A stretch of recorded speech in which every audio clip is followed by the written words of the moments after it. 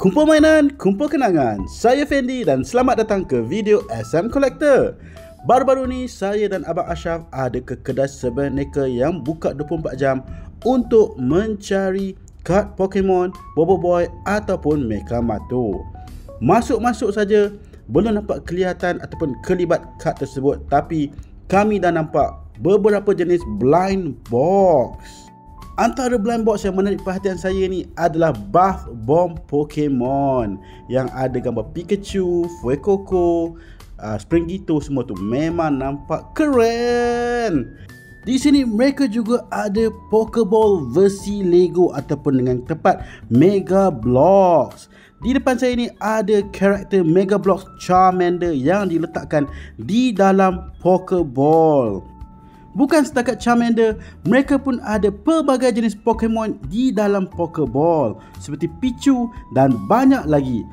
Memandangkan kita dah ada di sini, kita pun ambillah satu pack Surging Sparks dari siri Scarlet dan juga Violet untuk kita unpack. Mana tahu pack ini ada yang manis-manis. Seperti biasa, tagline Pokemon adalah Gotta Catch 'em All. Tanpa kita membuang masa, marilah kita buka pack ini untuk lihat sama ada tak kad manis-manis di dalam pack Surging Sparks. Seperti biasa, kad pertama kita nampak adalah Pokemon Trading Card Game Live bersama QR Code. So kita ketepikan QR Code tersebut, ambil kad pertama dari belakang, letakkan di depan, kita adjust sikit dan mari kita lihat kad pertama kita adalah kad Psychic Energy.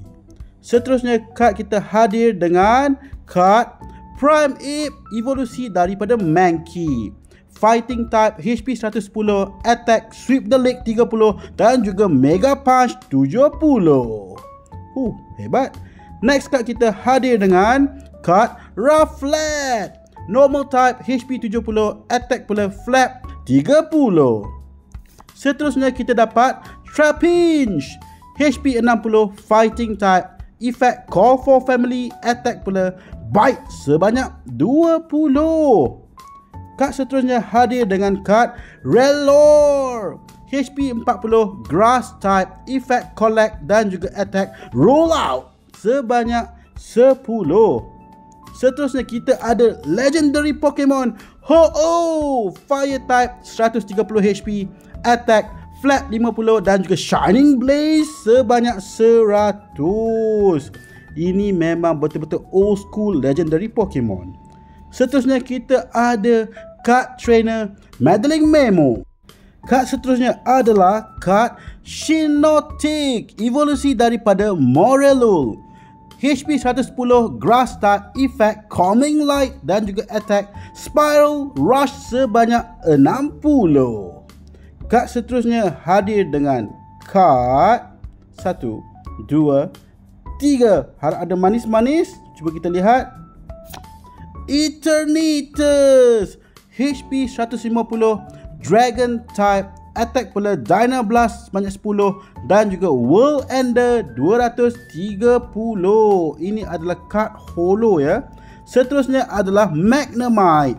Kad HP 60, Lightning type, attack pula Lightning Ball, reverse holo. Dan kad terakhir kita,